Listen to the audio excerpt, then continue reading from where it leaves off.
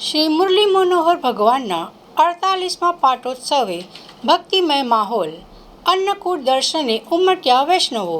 શ્રી કૃષ્ણ મંદિર કોઠી ફળિયા રાજમહેલ રોડ ખાતે આવેલ શ્રી મુરલી મનોહર ભગવાનના 48મા પાટોત્સવ નિમિત્તે આજે વિવિધ ધાર્મિક મનોરથો અને અન્નકૂટ દર્શન મહોત્સવનું ભવ્ય આયોજન કરવામાં આવ્યું હતું. મંદિરના મહંતશ્રીઓના જણાવ્યા મુજબ જ્યાં આજે શ્રી કૃષ્ણ મંદિર આવેલું છે તે સ્થળ અગાઉ ગંગા ભારતી મહારાજની મઢી તરીકે ઓળખાતું હતું. ત્યારબાદ અહીં શ્રી મુરલી મનોહર કૃષ્ણ ભગવાન, હનુમાનજી મહારાજ અને ગણપતિજીની સ્થાપના સાથે પ્રાણ પ્રતિષ્ઠા કરવામાં આવી હતી. આ પવિત્ર સ્થાપનાને આજે 48 વર્ષ પૂર્ણ થતાં વિશેષ પાટોત્સવ આયોજન કરવામાં આવ્યું હતું. પાટોત્સવની શરૂઆત વહેલી સવારે 4:30 કલાકે મંગળા આરતીથી થઈ હતી. ત્યારબાદ સવારે 5:30 કલાકે પંચામૃત અભિષેક અને સવારે 6 થી 8 કલાક દરમિયાન કેસર સ્નાન તેમજ 108 કુંભથી જળાભિષેકનો દિવ્ય કાર્યક્રમ યોજાયો હતો. ભક્તોએ ભગવાનના અભિષેક દર્શન કરી ધન્યતા અનુભવી હતી. સવારે 11 કલાકે અખંડ ધૂનની પૂર્ણાહુતિ કરવામાં આવી હતી, જ્યારે બપોરે 12 કલાકે પાટોત્સવ મહાઆરતીનું આયોજન કરવામાં આવ્યું હતું. દિવસભર મંદિર પરિસરમાં ભક્તિમય માહોલ જોવા મળ્યો હતો અને હરિનામ સહકીર્તન સાથે ભક્તોએ ભગવાનની આરાધના કરી હતી.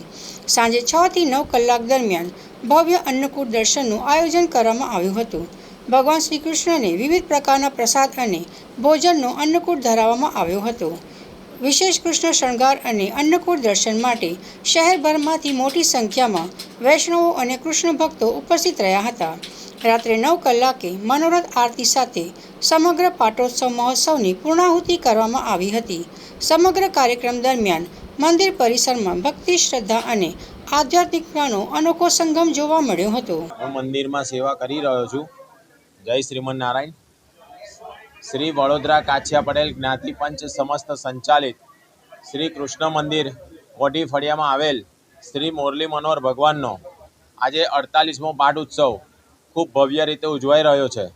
તેમાં તારીખ 6 જૂન 2024થી તારીખ 19 જૂન 2024 સુધી વિવિધ મનોરથ તેમજ ભવ્ય અન્નકૂટનું આયોજન કરેલું.